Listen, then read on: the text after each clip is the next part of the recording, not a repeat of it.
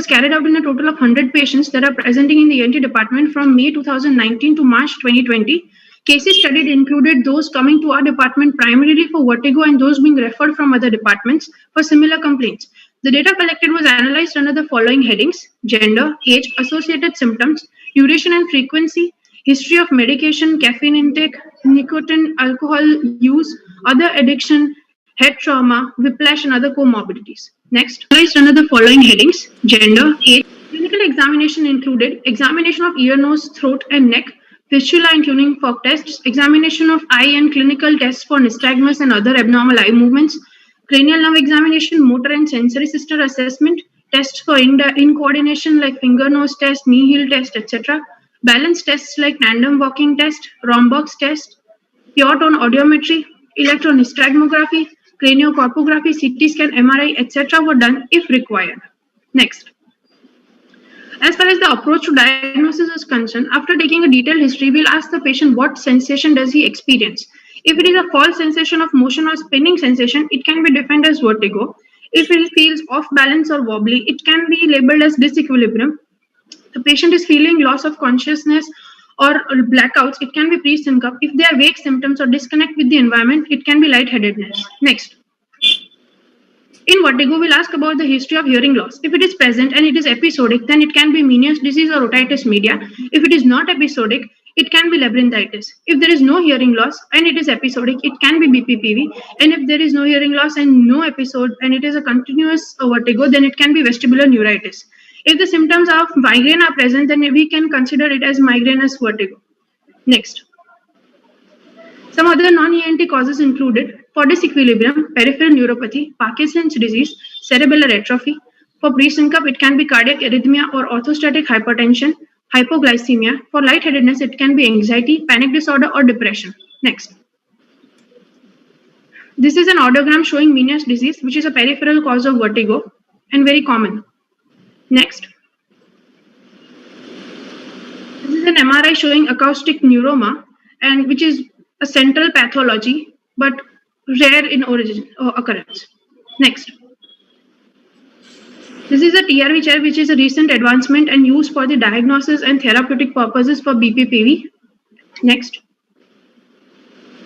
As far as the management is concerned, we'll primarily start with anti-vertiginous medications, which included beta-histine, cinnarizine, ginkgo biloba, or prochlorperazine. Supportive treatment included use of steroids, antibiotics, acetazolamide, paracetamol, caffeine, and paracetamol. Physical therapies for BPPV like Epley's and Simmons can be done. Surgical treatment was an option for cases of CSOM or otosclerosis. Vestibular rehabilitation exercises were useful in chronic cases, and definite treatment of cause was done accordingly. Next. Next. This is a chart showing vestibular rehabilitation exercises. As far as the results are concerned, we could see that the majority of our patients were in the age group of 31 to 40 years, and majority of other total patients were below the age of 50 years. Next. As far as the associated symptoms of vertigo were concerned, hearing loss and tinnitus were the most common presenting symptoms along with vertigo. It is consistent in view of the fact that peripheral or otological causes of vertigo are more common. Next. Next. Out of 100 cases, previous slide, please.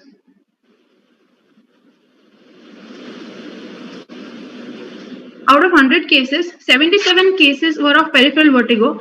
On comparing our study and Bunsalam trials, it was observed that BPPV was the most common peripheral cause of vertigo, which was 30% in our study, followed by Meniere's disease, which was at 18%. Other rare causes like streptomycin toxicity, otosclerosis should also be kept in mind while making the diagnosis. Next. For the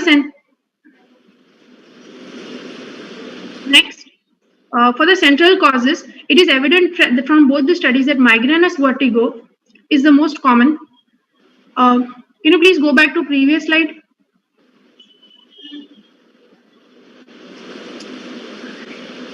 You can see here that migrainous vertigo is more common in both the studies. And also that out of the 100 cases, 5 cases were functional in origin. Next.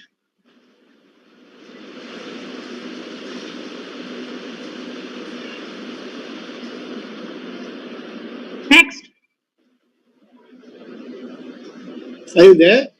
Who is controlling? Please go back to previous slide than this. Okay. For the duration of vertigo, from above table, it is evident that vertigo is a chronic disease with 21 patients having symptoms persistent for more than 1 year and 53% having symptoms for at least an year. So this chronic nature has a psychological impact on person's life. Next, please. As far as the relation with frequency is concerned, it is clearly observed that majority of attacks of vertigo were episodic, mainly because BPPV constitutes more number of cases which is episodic in nature. Next. Okay. As far as the role of physical therapies in BPPV is concerned, from our study and Ashok Kumar Gupta study, it was observed that there was significant improvement with physical therapies in BPPV. However, we need more case study for deciding which maneuver out of Epley's and Simmons is better for the therapeutic purpose. The brand of positional exercises were taught to patients to practice at home afterwards. Next. You have 45 seconds left. Next. This is the chart showing Epley's maneuver. Okay. Majority of patients were treated medically by drugs. Surgical treatment was given only to those patients with 8 cases of CSOM and 1 case of autosclerosis. However, they were also treated medically previously. Next. In our conclusion, in our study of 100 cases, we concluded that out of 100, 77 were peripheral, 18 were central, and 5 were psychogenic. Detailed history and thorough clinical examination are very important for establishing the cause. Vertiginous drugs are highly efficient in treatment of vertigo and they remain the mainstay in initial treatment. Physical therapy play an important role in treatment of BPPV, and vestibular rehabilitation exercises should be started as soon as possible, especially in chronic cases. Next. These are the references that I've used. Thank you. Okay, Devansi. Good presentation. Thank you, sir. I would like to ask you first thing that why you have chosen this topic. Giddiness as such is not a favorite topic of ENT surgeons, right? So I have taken this as a study. Sir, basically it is a very common presenting complaint in our department. Right. And for no doubt it is a multiple system involving complaint, but it is always the priority of every doctor that each and every cause should be ruled out. So as an ENT surgeon, it is our duty to rule out if it is in our forte to control this particular problem. And if yes, then we can treat accordingly. And if it is not in our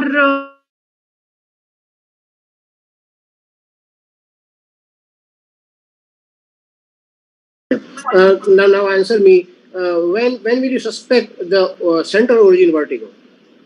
Sir, if it is present more with symptoms like vomiting, or we can say patient has paralytic, something like weakness on one side, or patient has a positive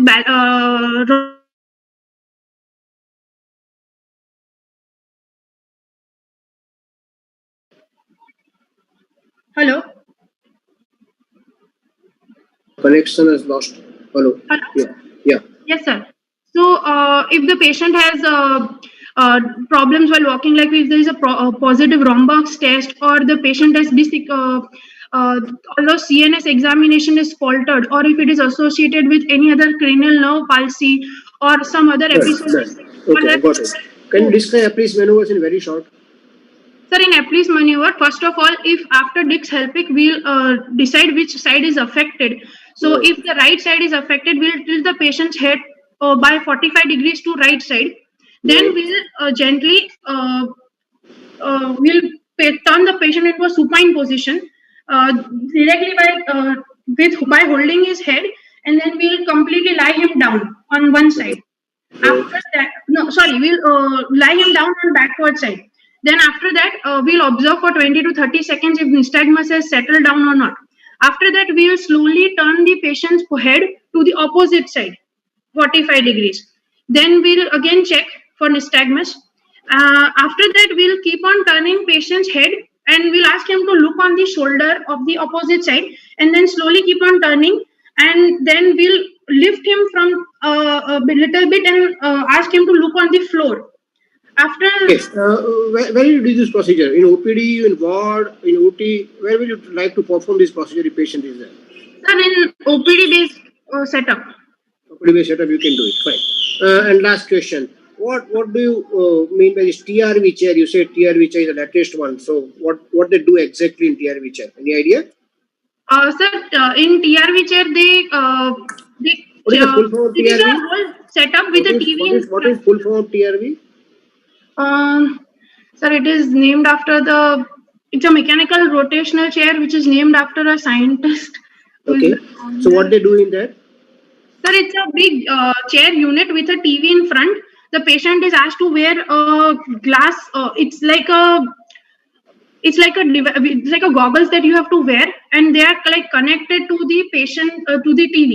So afterwards, we will do these maneuvers directly on rotating the chair. It can move around and give different positions to the patient directly. The chair. Okay. Fine. It Okay. Thank you, rotates. Devanshi. That's all. That's all.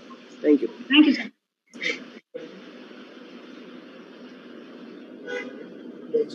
Can you do that one thing that you can make a co-host to the person who is representing so they can share their child? Sorry, sir. Can we do that? That if one is presenting, suppose forum is present going to present, she can share the screen itself. So I mean the problem of changing the slide each time they have to say it to you and then you might be somewhere else. So it will be problematic. This is better if Make we them share. co-host. You can make them co-host. Sir, actually, I'm not. Just a second, give me a second. Because there are settings that you can make the settings and then anyone one person at a time, but anyone can share the slide. Yes, There are sir. settings in Zoom, so if you can do that, it will be easy for the presenter to change the slides whenever needed. Okay, Yes, sir. okay, just a second. Right. Yeah, they should have. Yeah.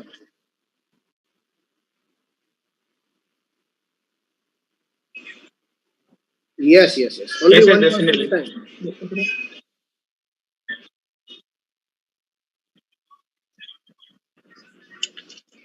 Yes, sir, we are ready. Yes, I'll do that. Yes, we are ready.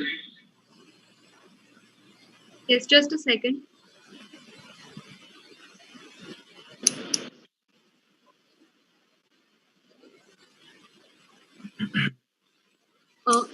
Can someone please check if you're able to share the screen?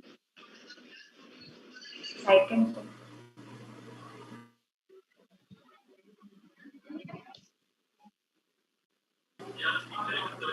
Thank you. So who is next now? Next, Repeat. we'll be going with Dr. Forum Parekh. Forum.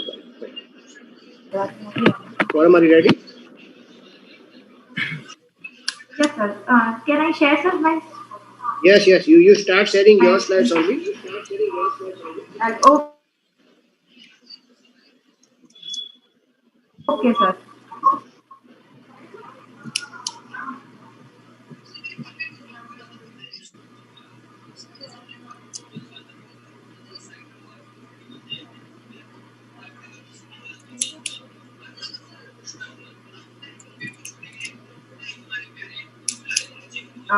Is my screen is seen by all of you? Yeah, it is visible, but your voice is so much echoes are there. Am I audible, sir?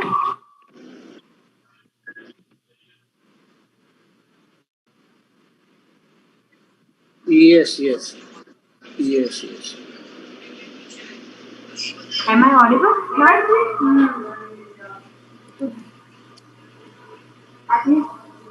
Am I audible now? But there is too much of echo for him. I mean, even if Yes. you're audible and not comprehensible.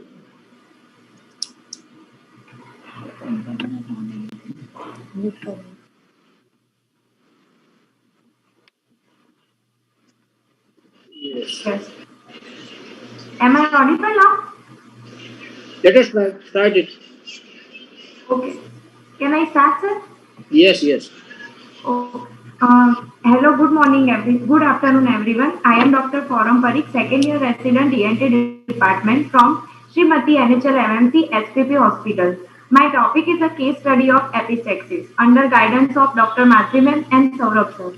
Introduction. Epistaxis is defined as a bleeding from nose which is very commonly encountered in ENT practice. It is one of the most common emergency in otorhinolaryngology worldwide which require immediate action. The term epistaxis is Latin. Initially, it was thought that the bleeding was coming from the brain running down to the nose. Hence, the term epistaxis means to shade from the nose. Epistaxis nasal bleed is a symptom, not a disease, with different etiological factors affecting all age groups, from children to old age. It has been reported that up to 60% of the general population will experience at least one episode of epistaxis in their lifetime, and 6% will seek medical attention for it. Most common site of nasal bleeding is antero-inferior part of the septum, that is called Little's area or Kieselbach fracture. Epistaxis can be due to some systemic or local cause. Treatment is aimed initially to control the bleeding and then to investigate and find the cause and its cure. Epistaxis requires urgent attention and thoroughly investigated and prompt treatment must be instituted to avoid the disastrous complications. Epistaxis can be classified as shown. First, on the basis of causal factors, primary and secondary. In primary, no proven causal factor. Secondary, there is a proven causal factor. On the basis of age, childhood less than 16 years and the adult that is more than 16 years. On the basis of bleeding site, anterior and posterior. Anterior that is bleeding anterior to piriform aperture and posterior that bleeding posterior to piriform aperture. Aim of my study is to study the cases of epistaxis. Objective first, to study the incidence of epistaxis according to site and seasonal variation. Second, to find out etiological factors. Third, to study the various modalities management of epistaxis. Materials and methods. The study was observational study which was taken place in our hospital from May 2019 to March 2020. Total 100 patients were enrolled in this study. In cases of mild bleed, history was noted along with it, but in cases of heavy bleed, history was noted after the bleeding was controlled. Epistaxis cases coming from the other department, including the emergency and accident all departments. First, there is a stabilization of the patient done by hemodynamic and CVS resuscitation. Along with that, pinching by the pinching of nose, nasal drops, there is a controlling of the bleeding can be done. After that, assess the type and severity of the bleeding. In that, two types of bleeding are there: mild bleed and in heavy bleed. Mild bleed patient is stable, so you can take detailed. We can take detailed history with ENT and the general examination along with it. But in cases of heavy bleed, first we control the bleeding by packing and other different means. After that, we have taken detailed history with ENT and general examination plus or minus systemic examination. After that, in both cases, we have done hematological and radiological investigations.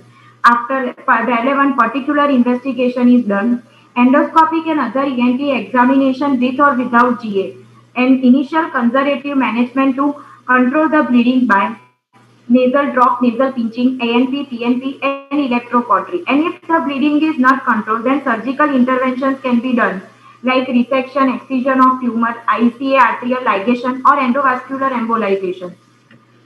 This is the Little's area crusting we can see on anterior rhinoscopy. This is the mask as we can see on anterior rhinoscopy. On nasal endoscopy, we can see the polypoidal mass, that is AC polyp. And this is the bleeding polyp that is seen on the endoscope. And this is the specimen of angiofibroma that going for HP, histopathological examination. This is the CT scan of the paranasal sinus showing the juvenile nasopharyngeal angiofibroma. And through the CT scan, we can also differentiate sinonasal undifferentiated carcinoma. So through these other diagnostic tools like anterior rhinoscopy and nasal endoscopy and paranasal sinus CT scan, we can differentiate the causes of the epistaxis.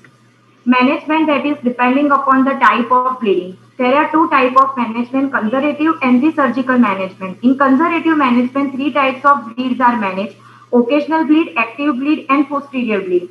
In occasional bleed, endoscopic evaluation done after nasal pinching, topical nasal drop, and electrocautery. In active bleed, first the controlling of the bleeding by anterior nasal packing, followed by hospitalization, complete hematological investigation. After that, endoscopic evaluation after pack removal, that is 48 to 72 hours. In the posterior bleed, both anterior posterior nasal packing done, followed by hospitalization and complete hematological investigation, followed by endoscopic evaluation after pack removal. In surgical management, nasal bleed, that is uncontrollable conservative management, nasal endoscopic examination, radiological hematological investigations done to rule out the cause of the epistaxis, that is can be nasal mass or any polyp or any foreign body. So that in that surgical interventions like excision, PAS or ECA ligation can be done. This is the anterior nasal packing. Marrow that is used for the packing and ECA ligation. Observations and discussion. Age-wise distribution of the study subjects. In my study, the two age groups that 11 to 20 followed by 0 to 10 are the most commonly affected age groups because of the more incidence of nasal pricking and trauma in these age groups. Sex-wise distribution of study subjects. In my study, 59% cases are male because of their high frequent involvement of the high-risk behavior. And in this my study, male gem female ratio is 1.4 gem 1. Females in the reproductive age are protected against cardiovascular disease because of these estrogens. So there are less chances of epistaxis in them. Bleeding site. In my study, the most common bleeding site is anterior. That is the 79 we can see. So anterior epistaxis is far more common than posterior.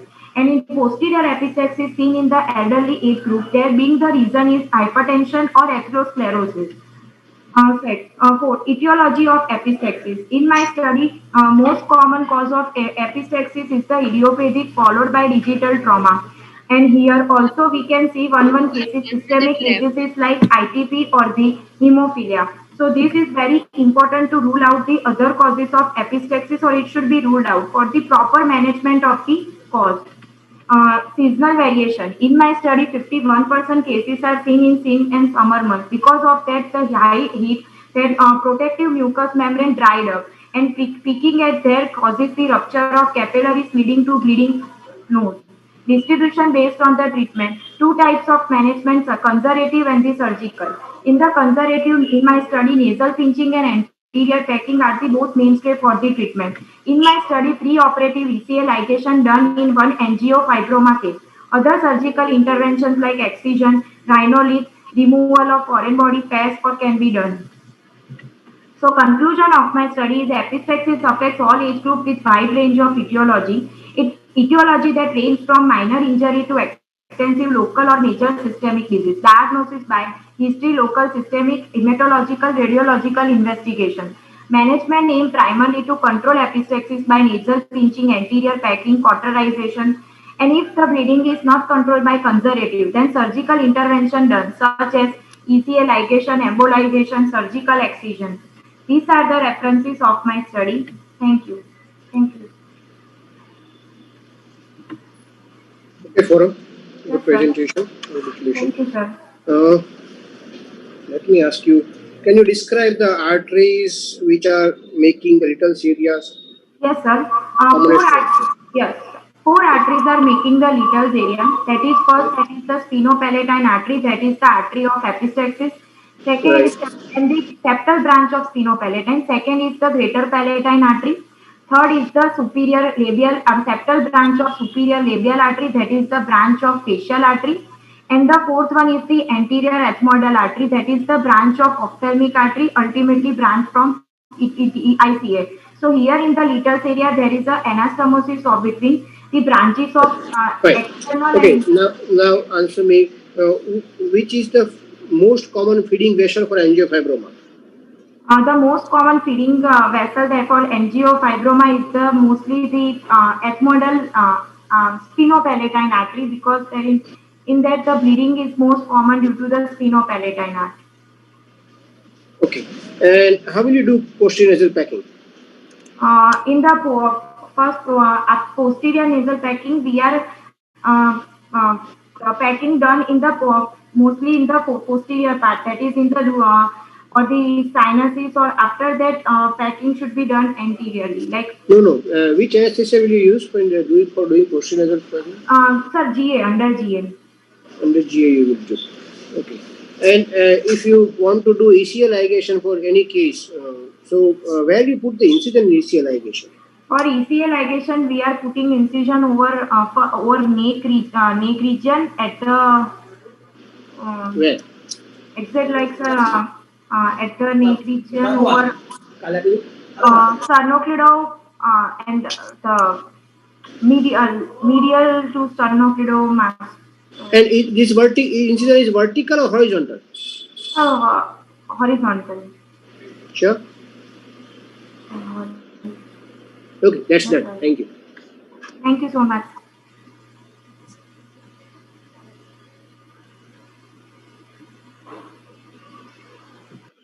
Okay, now, Dr. Forum, please stop sharing your screen. Now we are moving towards Dr. Kosha Gosalia. Yes.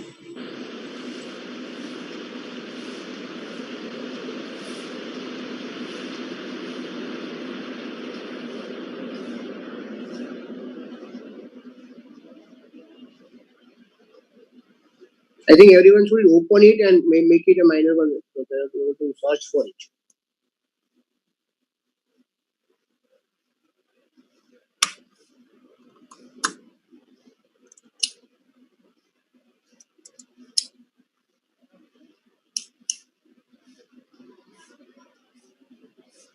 Am I audible? Hello. Little bit. Hello. Am I audible now? Yeah, yes. Go ahead. Should I start, sir? Yes. Okay. Can you good make it to slide slow? Yeah, Can you yeah, do slide slow? Yeah. Yeah. Here. Okay, fine. Okay. Good afternoon, everyone. My name is Dr. Kosha Gosalia. I'm a second year ENT resident at NHL. My topic for today is a study of clinical manifestations of complications of otitis media. The advent of antibiotics has clearly changed the management of otitis media, but still it is a potentially serious disease owing to the proximity of the ear to brain and other vital structures. The spread of the disease can lead to serious intracranial and extracranial complications. The changing of virulence and susceptibility of bacteria and immunity status of an individual patient will also play a vital role. Awareness of the significance of signs and symptoms on the part of the clinician, good understanding of the pathology, early diagnosis, and prompt treatment can lead to decrease in morbidity and mortality of the disease. Thus, a sound clinical judgment by the otologist is required to treat the complications of otitis media. The aims and objectives of my study are to study the clinical features of various complications of otitis media, early recognition and management of the disease to decrease morbidity, to study the incidence of various complications of otitis media. In my study, 25 patients admitted in ENT department were included with complications secondary to otitis media from June 2017 to December 2019. All patients who had presented with complications of otitis media were included and studied in basically two groups based on the duration of symptoms, that is acute otitis media within 6 weeks and chronic otitis media for longer duration. Detailed history of each patient was noted, thorough ENT and neurological examination was done, and findings were noted. We'll start with the age distribution. In my study, the most commonly affected age group was 11 to 20 years in case of AOM and between 31 to 40 years in case of COM. Moving on to the sex distribution. In my study, there were 4 female patients and 1 male patients in AOM, while in COM, there were 9 male patients and 11 female patients, indicating female preponderance for complications because females have less access to healthcare facility due to social taboo. Coming to the clinical signs and symptoms. In my study, otorrhea is seen as the most common symptom of both AOM and COM, followed by deafness, headache, and earache in cases of COM, and earache and fever in cases of AOM. According to Jorgensen study, the most common symptoms were otorrhea followed by headache and fever, thus being in par with my study. Patients of otitis media, when they present with symptoms like headache, altered sensorium, vomiting, and seizures indicate intracranial complications. Moving on to the ear examination, all the cases were examined by otoscope and were confirmed by microscopic or endoscopic examination. In my study, out of 20 patients in COM, 17 patients showed presence of cholesteatoma and 3 showed granulations, while in AOM, all 5 patients, 3 had perforation with congested drum and 2 had granulations also. According to the Fazal Wahid study, cholesteatoma was found in majority of cases, thus supporting my study. Moving on to the complications, we have divided the complications as extracranial and intracranial complications. In my study, in AOM, extracranial complications were noted in 4 patients, and in one patient we noted intracranial complication, while in COM, 16 patients showed extracranial complications and 4 patients showed intracranial complications. Moving on to the extracranial complications. According to my study, the most common extracranial complication in COM is facial palsy, followed by labyrinthitis. And in AOM also it is facial palsy. In my study, one patient of AOM had mastoiditis with cerebellar abscess, and one patient had mastoiditis with facial palsy. According to the Brazilian study, the most common extracranial complication of otitis media is facial paralysis, followed by mastoiditis and labyrinthitis. According to the Sharma and Moite study, most common extracranial complication was also found to be the subperiosteal abscess formation, followed by labyrinthitis. Moving on to the intracranial complications.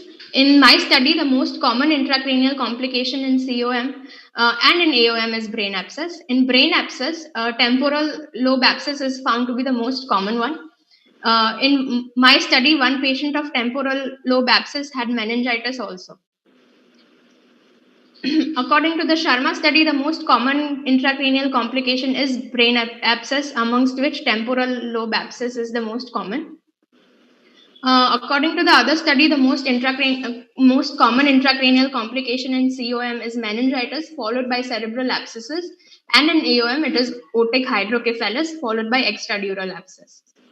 Summarizing my study, my study comprised of 25 patients admitted in the ENT department with complications secondary to otitis media. Coming to the age group, 11 to 20 years was the highest, that is 40% in AOM, and 31 to 40 years was highest in COM, and comparatively higher incidence was noted in the female. Coming on to the clinical signs and symptoms, otorrhea was the most common clinical symptom found in both AOM and COM, followed by earache and fever in AOM, and deafness and headache in COM. Cholesteatoma was found in majority of cases in COM, followed by granulation tissue. Therefore, cholesteatoma is a major factor leading to complications of otitis media. Extracranial complications, the most common was facial palsy. Sorry? 6 minutes are over. You have 2 more minutes. Okay. The most common extracranial complication was noted to be facial palsy in AOM as well as in COM, followed by labyrinthitis. Brain abscess is the most common intracranial complication in both AOM and COM. Concluding my topic, autogenic complications still occur in spite of modern antibiotics, though the incidence has reduced. Clinicians should remain alert for clinical signs and symptoms that may indicate the onset of potentially serious complications. Early diagnosis and intervention has definitely decreased the morbidity and mortality of the disease. These are my references. Thank you. Okay, Kosha, can you please don't stop this screen set. I want to go to you for some slides. Can you go back to the slide before your results are started? Yes, sir. I think just after introduction. Okay. Go back. Okay. Stop to material method. Material method. Okay, fine. Now go to the table of complications. Yes, sir. Still further. Go ahead. Yes. So you said your commonest complication is? Facial palsy. Facial palsy. So why you kept it in the middle? It will be either descending order or ascending order, right? Yes, you sir. have kept it in the middle. And one of your objectives says that this is to know the complication as well as at their outcome, right? So Yes, whether you studied the outcome of these complications, whether they were resolved or not, or you just studied the complications only.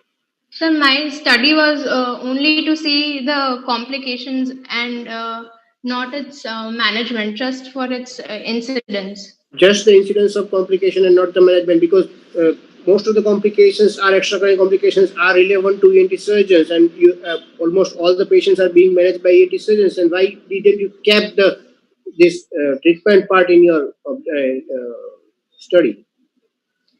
Uh, It would be more relevant to ENT surgeons if you have kept the treatment part, because as you can see, the extracardiac complications are many, and most of them are being managed by ENT surgeons only. yes, sir. Right? So Yes, it sir. will be more relevant to you. We are more interested in doing surgeries of these patients and managing them, right? And then you will have an idea how many facial palsy has recovered, and any idea how what was the grade of facial palsy in these patients? Sir, most of them were mild to moderate grade of facial palsy. Mild to moderate. I mean, what was the grade from grade 1 to grade 6? Most of them had grades from 1 to maximum of 3, not more than that. And was there any difference between AOM and COM facial palsy? Yes, sir. The patients that presented with facial palsy in cases of AOM resolved earlier as compared to COM. That you have not judged because you are not seen the treatment. What I am saying is, was there any difference between the grades in facial palsy Yes, in sir. AOM and COM? The grades in cases of AOM were less severe, so it was mostly ranging from grade 1 to grade 2. Okay, fine. And now tell me, what is the commonest site of facial involvement in thus any complication, AOM or COM? What is the commonest site where it will be involved? Uh, in the it's middle ear component of Of the course, middle ear component, but which part? Middle ear is a long part of facial nerve, right? Starting yes. from first genu to where it comes out of sinomasted foramen. Which part is most commonly affected in otitis media? Any otitis media? Sir, the second genu part, the part where facial canal is. And what is the commonest cause of developing facial palsy? It could be because of the bony erosion of the facial canal. No, there can be multiple things. What is the commonest cause where facial palsy develops? Either it's a pressure erosion, it's a distraction by disease, it's an intracranial edema. What is that? Most common is because of the erosion of the bony canal by the disease. Erosion of the bony canal by the disease. Okay. Now tell me, if there is a mustard abscess in the patient, right, with an AOM, what will be the line of management? We will first treat it conservatively. Start with IV antibiotics. Okay. Then? And we'll see if the abscess is with mustard abscess, right, sir? Right. Okay. We'll first treat it conservatively. Administer. Why you want to treat abscess conservatively? I never said mastoiditis. I said mustard abscess. Yes. To achieve the fluctuancy, and then we can go for the incision. Only fluctuancy is there. You will call it abscess, no? I said abscess. Yes, you are saying it abscess. Then fluctuancy is there. Okay. So you can say that you will wait for the investigations to come before you can give GA or something like that. So you can start the conservative treatment by that time. The ultimate treatment and first treatment will be an incision and drainage to relieve out the pus. Yes. All right. Okay. Thank you. That suffices. Thank you, sir.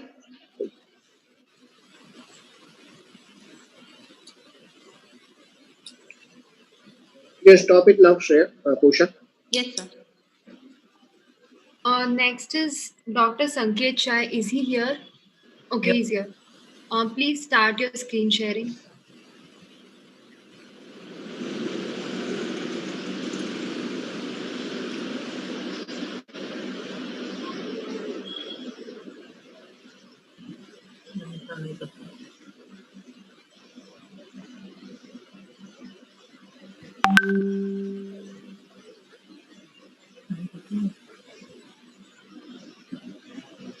Good afternoon, sir. I am Yep. Sankar from NHL College. My today's topic for presentation is study of cases of facial paralysis. Introduction. The art of various facial gesture and voluntary movement help us in expressing in ourselves in day-to-day life and convey the various emotions like smile, anger, confidence, love, and lots more emotions. This variety of human expression are dependent on innervation of facial musculature and impairment of these lead to us emotional and social distress with psychological impact. Facial paralysis may persist for longer duration and hamper in social life, along with impairment of taste sensation, salivation, and lacrimation. Facial nerve paralysis is a common problem that involves the paralysis of structure innervated by facial nerve. As per various etiological factors, it can be idiopathic, post-traumatic, infectious, or inflammatory. Therefore, it needs to considerable attention for thorough examination and proper treatment. Management of facial paralysis includes clinical examination, electrodiagnostic test, audiometry, radiological examination, and treatment by medical therapy, physiotherapy, and surgical intervention with psychological counseling. Aims and objectives of my study. Aim is to study the various causes of facial paralysis. Objectives are to study the age distribution and sex predilection in various causes of facial palsy, to find out various etiological factors, to study the role of conservative management in facial paralysis patients, to find out the indication of surgery in management of facial paralysis patients. Materials and method. My case study was carried out in total 45 patients presenting in ENT department from May 2019 to March 2020 with chief complaint of facial paralysis. Other cases also taken from Department of Medicine, Neuromedicine, Neurosurgery. Detailed history was taken to know the mode of onset and sequence of events that caused the facial palsy. Complete clinical examination was done along with the other cranial nerve examination done and grading of facial palsy was identified. Other relevant investigation like Peotron audiometry, CT scan, nerve conduction study also done. Inclusion criteria for my study is patient with lower motor neuron palsy. In exclusion criteria, patient with facial palsy who are neurologically unstable and patient with upper motor neuron palsy. House Brakeman grading is used for grading of the facial paralysis patient. According to this grading, grade 1 is normal, grade 2 is mild dysfunctional, grade 3 moderate dysfunction, grade 4 is moderately severe dysfunction, grade 5 is severe dysfunction, and grade 6 total paralysis. This is patient showing grade 5 facial paralysis. Research and discussion. Age-wise distribution of patients. According to my study, 23 patients are mainly in age group of 21 to 40 years.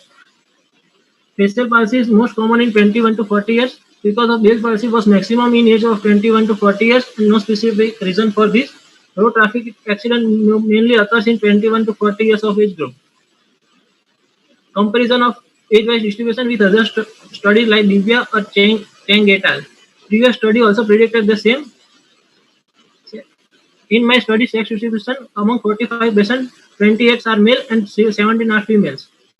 Male and female ratio in my study in 1.6:1.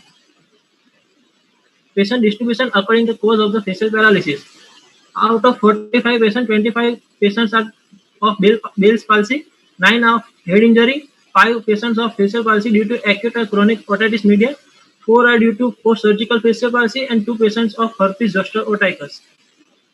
Comparison of facial palsy with previous study also predicted the same. Bell's palsy is the most common cause of the facial palsy. Incidence of facial palsy associated with otological infection is comparatively low because of growing awareness among people and use of effective antibiotic in initial stages and improving the health condition. Mostly clinical presentation with facial palsy is deviation of angle of mouth followed by the difficulty in closing of eye, excess watering from eyes. Earache and hearing loss mainly seen in patients with head injury and ear infections. House Brakeman grading during the first visit in different etiologies.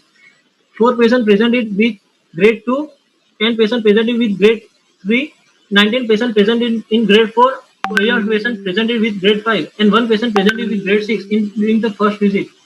Final outcome after 6 months of period, 4 patients recovered within 2 weeks, 16 patients recovered within 1 month, 17 patients recovered within 3 months, and 2 patients fully recovered in 6 months.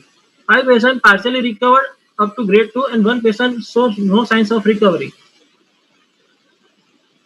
Out of 45 cases, 25 cases of Bell's palsy, mainly its cause is idiopathic. All patients having unilateral facial palsy, routine blood investigation was carried out to exclude the other disease causing facial paralysis.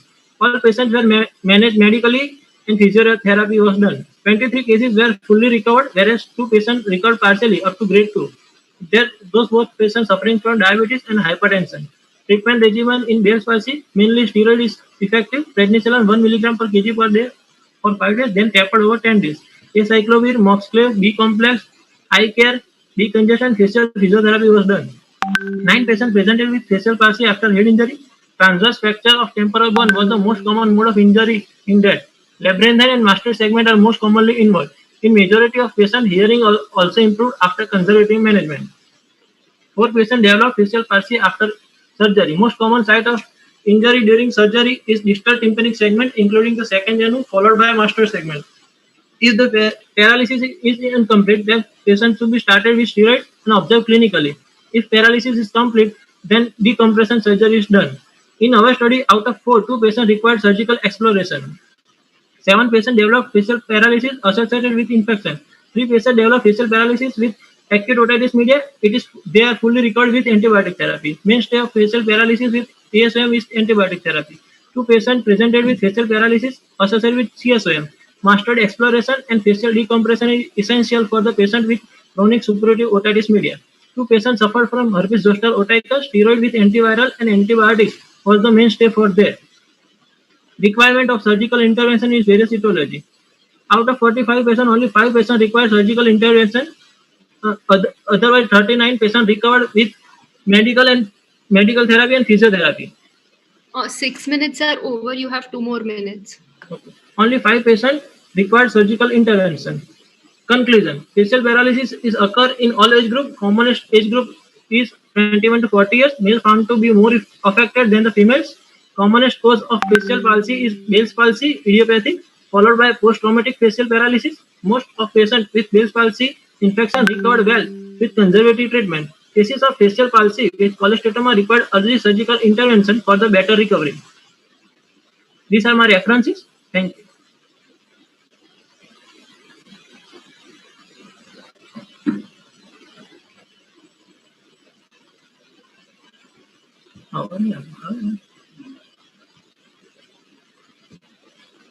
Can you hear me now?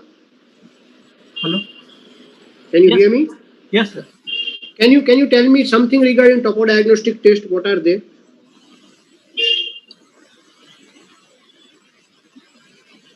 Topodiagnostic test. They are done for find out the exact lesion of site of lesion in facial palsy. No? Okay. No. Can you tell me something regarding screamer test? What is screamer test? Streamer test is done to conjunctiva. The strip was injected in conjunctiva for lubrication in eye. Right, you are right. It is inserted in the low fornix. What is being measured then? It measures lacrimetry, doctor. The Lacrimation, lacrimation is measured on one side or both sides? both sides. Both sides. So what will be the inference then? In which size the defect is present, the lacrimation is decreased. Suppose lacrimation is decreased, what inference will you get from that screamer test? I cannot be close by patient himself, so secretion No. are less. There is nothing to do with eye closure in screamer test.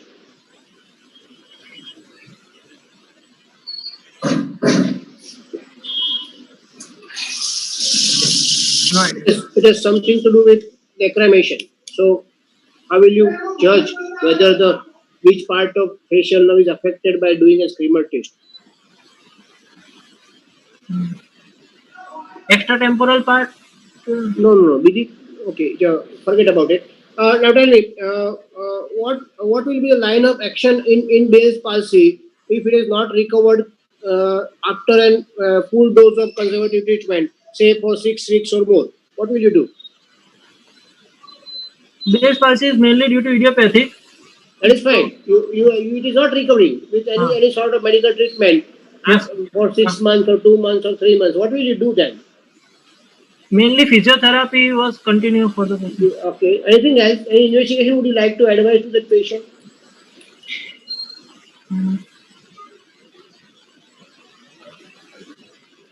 Would you like to add anything in treatment after doing an investigation? Would you go for a surgical exploration? In Bell's palsy, surgery no required. The patient has no improvement. Patient has persistent facial palsy. You need to give some treatment. Your all sort of conservative treatment has failed. Then any investigation which will indicate whether the surgical exploration will be helpful or not.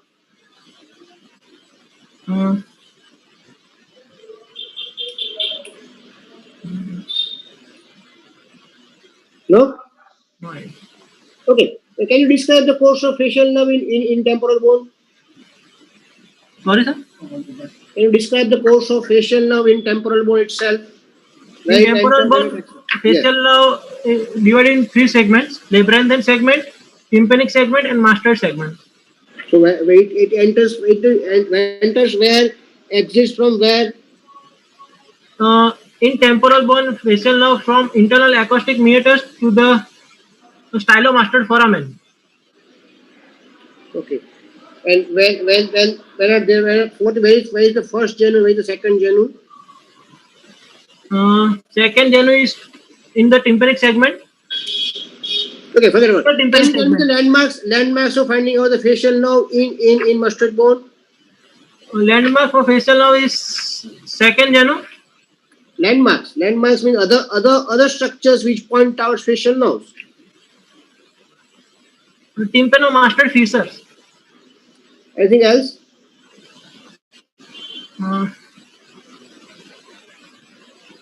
Between short process of incus and Yes. lateral semicircular canal. There are 8 to 10 landmarks. Yes, sir. Okay, dear. Thank you. Thank you, sir. Anyone? Next one. You stop your screen sharing so next one can be ready. Yes, sir. Dr. Vishal Sonaki is next. Yeah. Start with Vishal.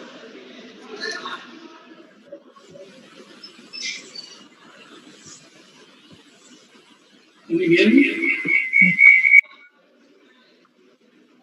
Go to heading first. What is your title? Can you hear me? Okay. Good afternoon, sir. Yeah. Myself, Dr. Vishal. Today my case study is a study of clinico-pathological profile of patient with hoarseness of voice.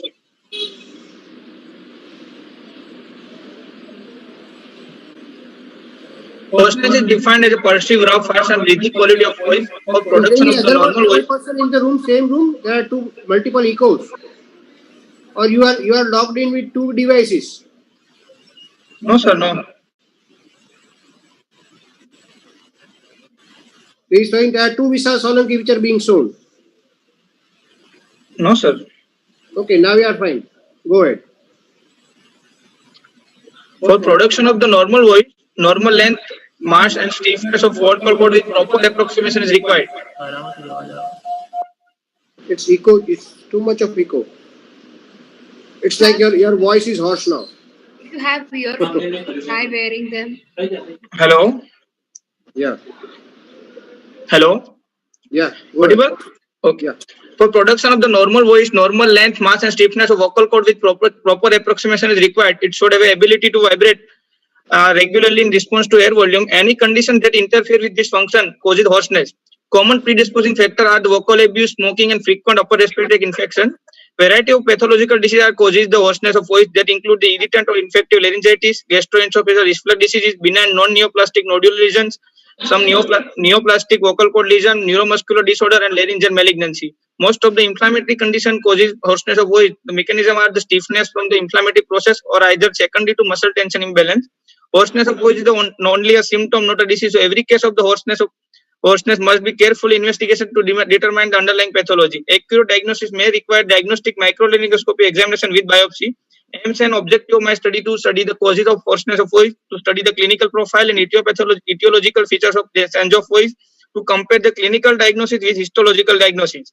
Material method, this study is carried out in 100 patients in our ENT department from May 2017 to October 2019 with chief complaint of hoarseness of voice, who underwent the surgical intervention and histological examination. After detailed history, clinical examination with laryngoscopy were done. Surgical treatment also done. According to treatment, tissue was sent to histological examination. Results were compared. Patient with functional disorder, neuromuscular condition causes change of voice. All the patients were treated conservatively, and patient unfit for surgery or anesthesia or not willing for surgery are excluded from my study. Result and discussion are total 100 cases were analyzed. In our study, maximum laryngeal pathology as were seen in the male or male to female ratio are 1.62 to 1. Some other studies show is 1.63, 1.68, 1.5 and 2. The causes of male predominance are the voice overuse, smoking, tobacco and alcohol. This figure shows the age distribution in my study. In my study, patient age ranges from 5 to 70 years. Majority of patients were seen in the 41 to 60 year of age group. Around 40% are seen in followed by 21 to 40. Other study Abhinav, where the 31 to 40 year and 61 to 70 group are included. More than this table shows the duration of the hoarseness of voice where patient come to the clinic. More than half of the patient in our study, 57% present within in ENT in clinic within 3 months of the duration because of awareness about change of voice, and some other also people appreciate the change of voice of patient. Occupational distribution in different laryngeal pathology according to Kaufman and Isakon classification 10. There are 4 levels of occupation distribution. First level 1 are vocal performers like singer. Level 2 professional voice users like businessmen. Level 3 non-vocal professional like teachers. Non-vocal non-professional like laborer, housewife, students and farmer are the level 4. And in our study, the level 4 age group are more commonly affected. We studied correlate with the Bates and Abhinav study, where the Abhinav found the 73.80% in this group. The predisposing factor of hoarseness of voice. Hoarseness of voice is caused by the multiple etiological factor like vocal abuse, tobacco, smoking, and alcohol. In our study, vocal abuse was single most important predisposing factor to causing hoarseness of voice. In Abhinav, commonest noted the smoking followed by vocal abuse. So vocal abuse is the most important predisposing factor for the hoarseness of. Is the associated symptom of hoarseness of voice. Hoarseness of symptom is the disease of symptom of larynx, predominantly larynx, but some other chief complaint are present due to involvement of other part. If laryngeal part are involved, lesion involve the vocal cord, so dyspnea or either hoarseness of a large supraglottic cancer malignancy cause difficulty in breathing. So, and if this obstruct, then difficulty in breathing, and some malignancy or metastatic malignancy presented with the neck load. In our study, a difficulty in swallowing is the most common associated symptom. This is a figure shows the gender distribution in individual laryngeal pathology. From all laryngeal pathology in our study, vocal polyps and laryngeal carcinoma were the most common pathologies. Laryngeal carcinoma were seen in most commonly in the male, and vocal nodule were most commonly seen in the female. The hazardous condition like smoking, tobacco chewing are significant in this number. So there the vocal polyp and laryngeal carcinoma are seen. This image shows the left vocal cord polyp. This image shows the bilateral vocal cord nodule by histopathological diagnosis.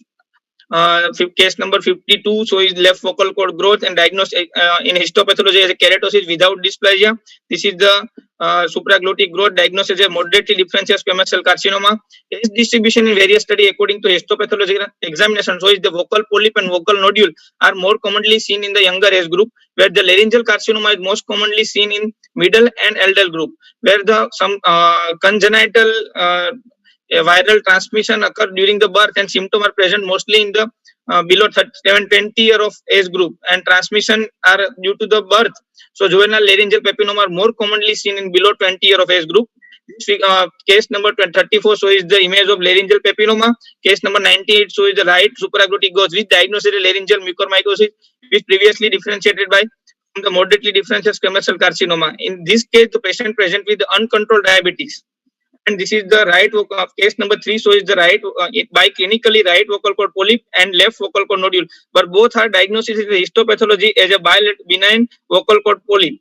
So this is the misinterpretation. This is the correlation of clinical diagnosis with the histopathological diagnosis.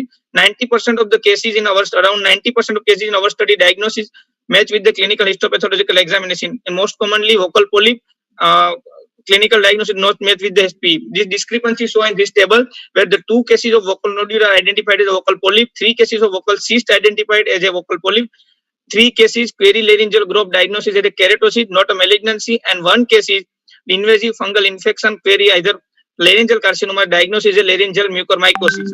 Differentiation between the benign lesion like nodule, cyst, and polyp is the most difficult to perform in laryngeal biopsy. It can be interchangeable. Malignant lesion diagnosed as a malignancy, vice versa. Some rare causes like laryngeal mucormycosis should be kept in the mind. But before it, clinical history is most important, and laryngeal mucormycosis is most commonly seen in uncontrolled diabetic patients. So interactive relationship between the clinician.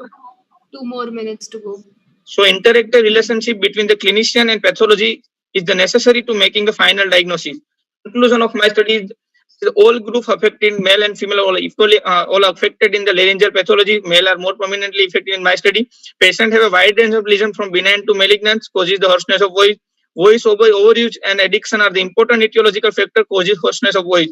Clinical examination, detailed history, clinical examination by means of the laryngoscopy is good tool to diagnosis, but rare causes should be kept in the mind and can be diagnosed as a histopathological examination. These are the references of my study. Thank you.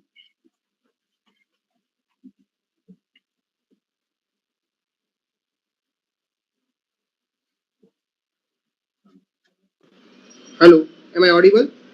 Yes, sir. Yeah. Vishal, good presentation. Now, can you answer me can you describe the layers of vocal cord? Which are the layers of vocal cord? Composition of vocal cord? Composition of vocal cord. Yeah, from outside to in. You go histologically. Which are the layers which will be seen? One is the there is absent submucosa is absent in the vocal cord. The difference. What is present? You tell me what is present.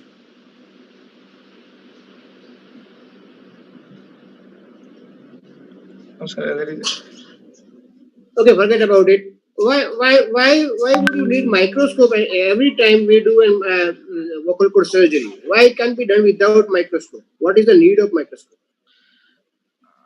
Sir, microscopy are better tool to examine laryngeal pathology because the zooming out of it can be. That's why I wanted to ask why you want zoom in. Sir, because some benign condition like polyp and these are the interchangeable by clinically or not properly identified in the indirect laryngoscopy or direct. Even if you have identified properly, then also you use the microscope to remove it most of the time whenever feasible. Why? For vocal cord, proper vocal cord, to see the vocal cord.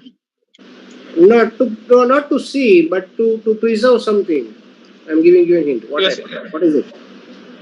So epithelial to preserve the epithelial. Okay. Which laser is more suitable for vocal cord pathology? Nowadays we are routinely using lasers for vocal cord pathology. Which laser is more suitable? Argon CO2 laser, sir. Argon or CO2? Both. Both are different. No, sir. I think CO2 laser, sir. CO2 laser. Okay. What is the treatment of T2 vocal cord malignancy? T2 vocal cord. Sir,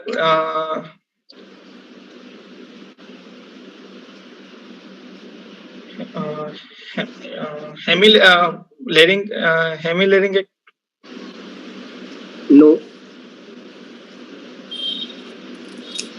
What is the advantage to the patient for having a vocal cord malignancy? Sir, vocal cord has a no lymphatic drainage, so no metastasis seen in the vocal cord pathology. So removal of the lesion from vocal cord or either. So why you want to go for hemilaryngectomy for T2? Yes, sir. Sorry, sir. Excision of lesion, sir, from vocal cord. Anything else which can be done for T2? Cordectomy sometimes. Cordectomy, sir. And some radio. Pardon? Cordectomy, sir. Cordectomy can be done. Right. Can you give RT to RT2?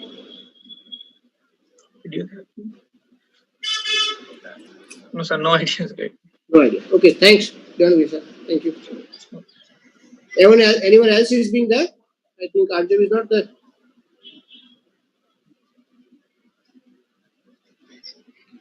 Stop your screen sharing, Vishnu. Yes, sir. Okay.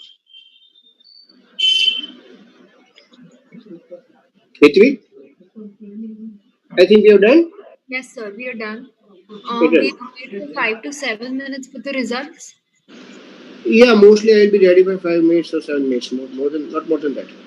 Okay. So should we wait, sir, on the call? If everybody is fine, yeah. Okay, fine. So we'll wait over here. Just give me 5 minutes. I will be ready with the results and I will declare it here only. Yeah. Okay.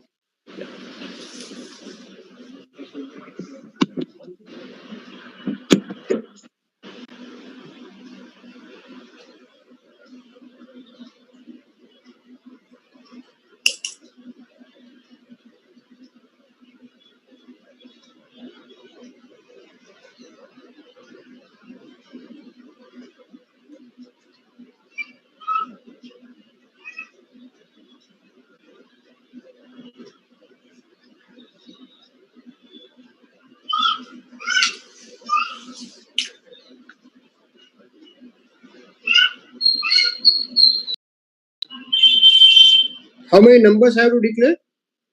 1 and 2? Hetvi? Sorry, sir. I didn't understand. Can you please repeat? I have to declare number 1 and 2 or from 1 to 5? No, sir. You just keep them in order of their scores from 1 to 5. 1 to 5. Yeah. Okay.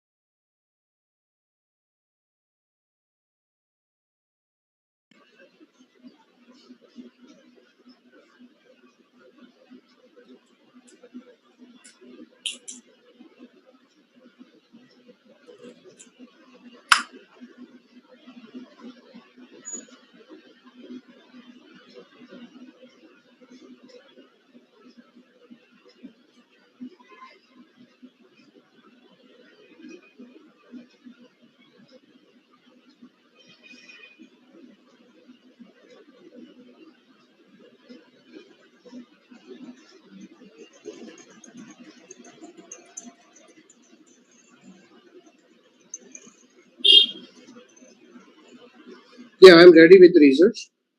Okay, so would you like to say a few words to the participants? Yeah, I want to congratulate all the participants for giving a nice presentation to that topic. Thank you, sir. First thing I would like to tell them is that whenever you go for a presentation of topic, you will be nicely prepared with your slides and what to read and what not to read. But it is very essential to have the thorough knowledge of that topic. As you might have seen during this interaction that some participants were hesitating in giving the answers to the basic questions regarding the topic. That should not happen first. Second thing, the presence of mind, because you might have rehearsed it, but presence of mind during the presentation is very very necessary. And there are two points to any presentation: presenter as well as presentation. So you should be a good presenter as well as the presentation should be and if you call it enough. You cannot have the paragraphs and everything in your slides. You can have bullet points, and you don't have to just read each and every point from your slide, but you just have to highlight that point in the slides, and then you have to speak by yourself.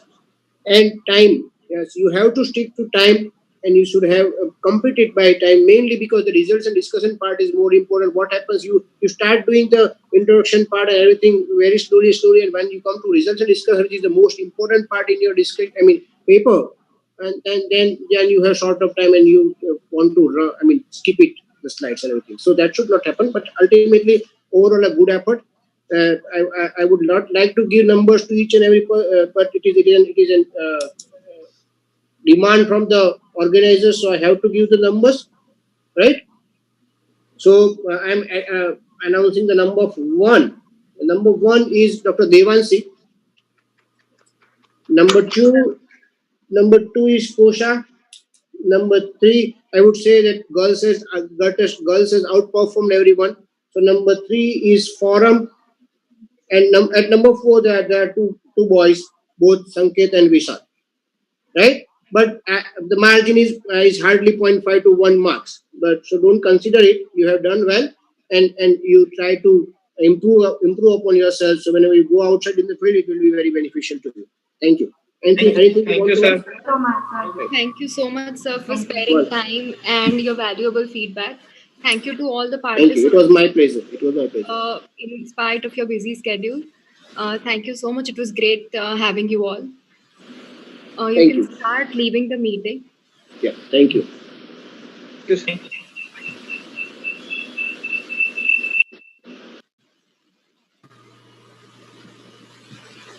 sir.